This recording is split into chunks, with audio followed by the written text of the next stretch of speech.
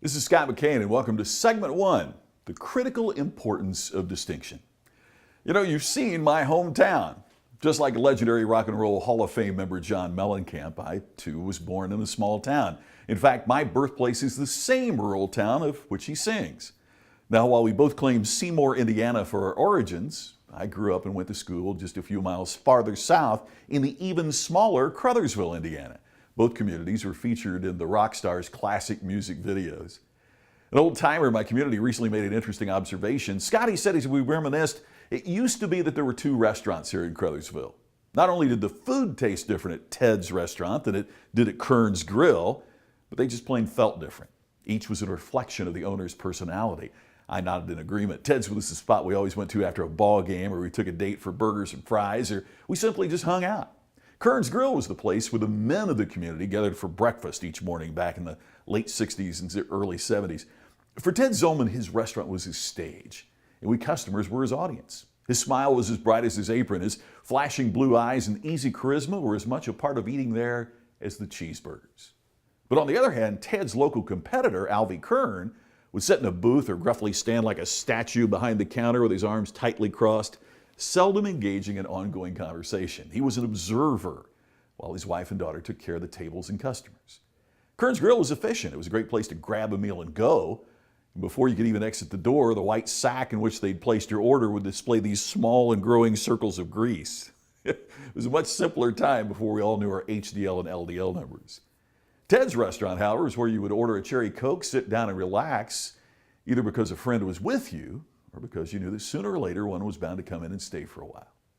My old-timer friend continued, anymore, he said, the fast food is the same as the fast food up the road. The McDonald's in Seymour is the same as the McDonald's in Scottsburg. In fact, they're all the same, from Portland, Oregon to Portland, Maine. I guess consistency is a good thing, he said, but haven't we reached a point where we've gone overboard? The Walmart where we shop's the same as every place else, and that's pretty much the same as Kmart and Target. He said, heck, they all sell the same items anyway. How many places do you really need to be able to go buy your Tide detergent? He was on a roll. My insurance agent sells the same stuff as yours, no matter what company they work for. One has some screaming duck to represent it, another has some caveman or lizard.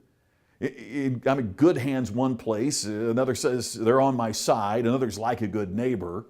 Problem is I can't tell one from the next. I know the difference on my street between one of my neighbors and another, but how do I know why one company is a better neighbor or on my side more than another?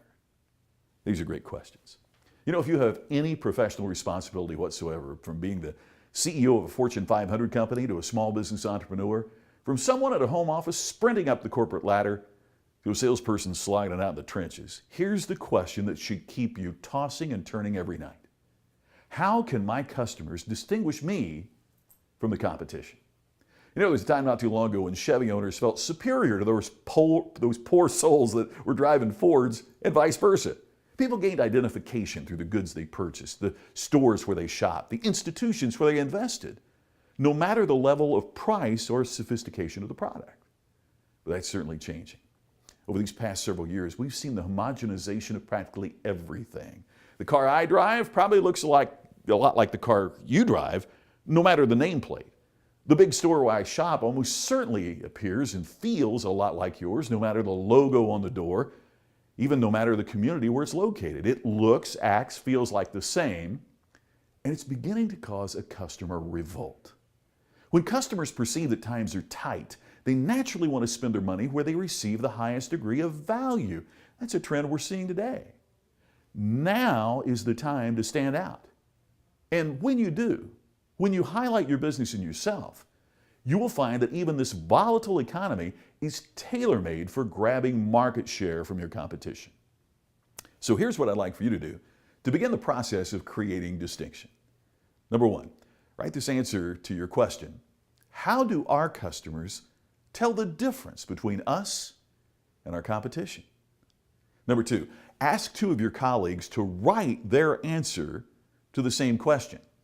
Number three, then ask three of your customers to do the same. I'd like for you to compare the answers. Now, if you and your colleagues don't agree, then internally within your organization, you're not yet clear on your advantages. If you and your customers don't agree, then you aren't clear on what is attracting them to do business with you. Here's a final point.